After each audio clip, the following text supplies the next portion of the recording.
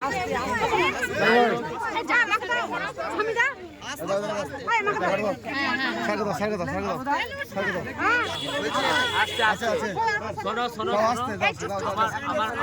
কথাগুলো শোনে না। 28 তারিখে আমাদের এখানে একটা জনসভা শুনে যাও সবাই, তাহলে সেই জনসভা হতাকালীন সেখানে এখানের নেতা নেত্রীও ছিলেন, ঠিক আছে, নেতাও ছিলেন, এখানে নেতাদের ভাষণও হয়েছে।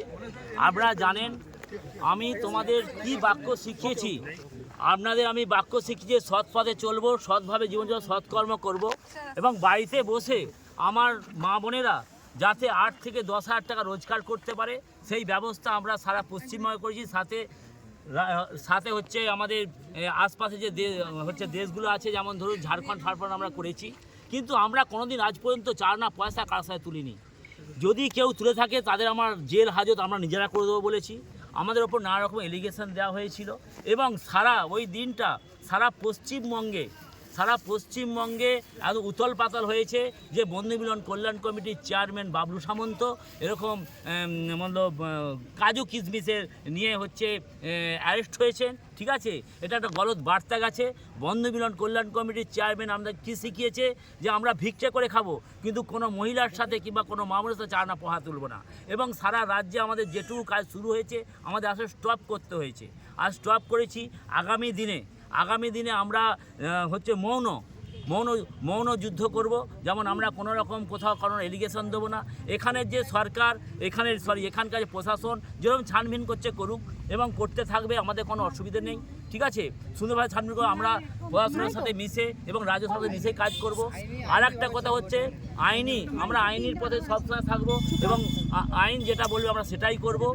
দ্বিতীয়ত হচ্ছে এইটা যে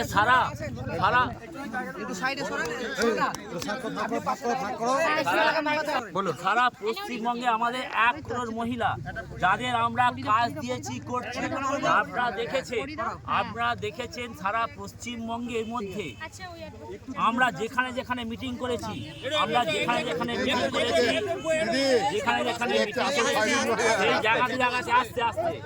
যেখানে মিটিং করেছি, পুরুলিয়া মিটিং করেছি, 4 লক্ষ মহিলা ওখানে প্রশাসন গেছি, আমাদেরকে সাধুবাদ দিয়ে ছেড়েছে। আমরা মালদা করেছি, 2.5 লক্ষ আমার মা মনে এসেছিলেন, তারা চা বিস্কুট খেতে আসেনি। আমরা করেছি রাঁচি, 4 লক্ষ মহিলা রাঁচির, এখানে আমার প্রতিনিধি দল এসছে, থ্যাংক ইউ, ঠিক আছে। এবং আমরা মহলার দিন থেকে আজ পর্যন্ত 44টা থেকে 45টা জনসভা করেছি। কোনো জনসভায় এখনো পর্যন্ত 1.5 থেকে 2 লাখ 3 লাখ 4 লাখ আমাদের মা বোনেরা এসছেন, এরা কিন্তু কেউ চা বিস্কুট খেতে আসেনি। বন্ধু মিলন কল্যাণগুলি 14 বছর যুদ্ধ করেছে, আজকে তার পরিচয়।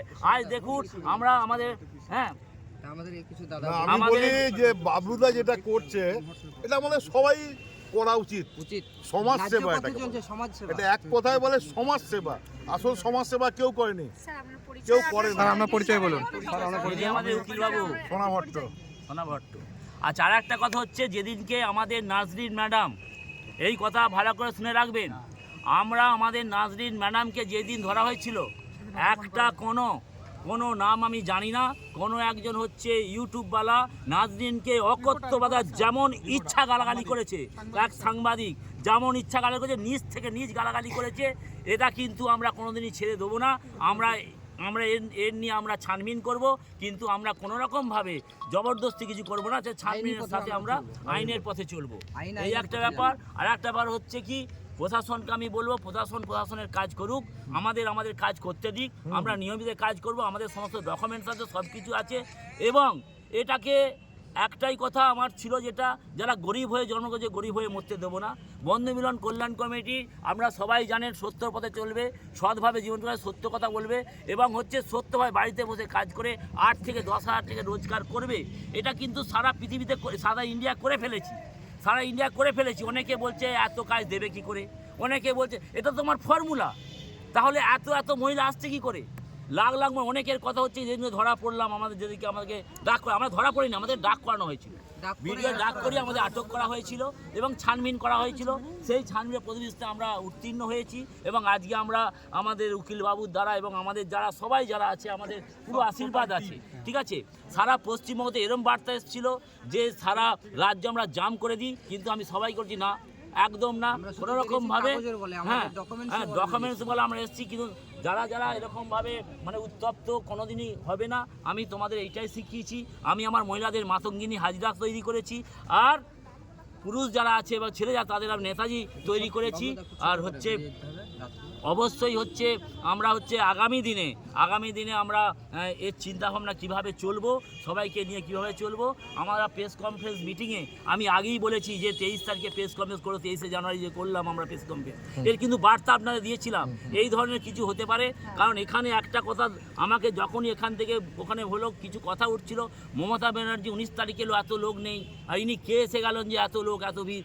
আরে উনি আমার সরকার, ওনার প্রথমত আমরা চলি, ওনাকে অনুগামী করে চলি, আমরা মাদার ট্রেজাকে অনুগামী করে চলি। এখানে মমতা ব্যানার্জির কথা কী করে চলে আসবে? ঠিক আছে, ওনাকে আমরাও ভালোবাসি, আমার সরকারকে আমরা ভালোবাসি। অতএব এই যে অকথ্য কথাগুলো আপনারা বলছেন যে মমতা ব্যানার্জি এসে গেল হলো না, হ্যাঁ সত্যি তো। আমরা যেমন পুরুলিয়া করলাম 4.5 লক্ষ মহিলা, আমি এই 11 তারিখে করেছি হচ্ছে হলদিবাড়ি, সেখানে হচ্ছে 3.5-4 লক্ষ মহিলা। পুলিশওয়ালা জিজ্ঞাসা করলো, হ্যাঁ সত্যি করেই, ওখানে ফোন করে জিজ্ঞাসা করলো, বললো হ্যাঁ সত্যি করেই হয়েছিল। ঠিক আছে, এরা কেউ চা বিস্কুট খেতে নি, কাজ করে দেখি 14 বছর ধরে যুদ্ধ করেছি আমরা। যুদ্ধ করার পর অনেকে কি বলছে, এ আবার হতে পারে নাকি? আরে হতে পারে মানে এমনি কি সব চলে আসছে? এত মহিলা এমনি মা বোনেরা চলে আসছে। প্রত্যেকের বাড়িতে যে কাজু কিশমিশ উঠছে, খালি কাজু কিশমিশ নয়, এটা 700টা আইটেম আছে। এই 700টা আইটেমের মধ্যে আমরা আগে মার্কেটিং করেছি, তারপর ম্যানুফ্যাকচারিং করেছি। আমি ঘর ছেড়ে দিয়ে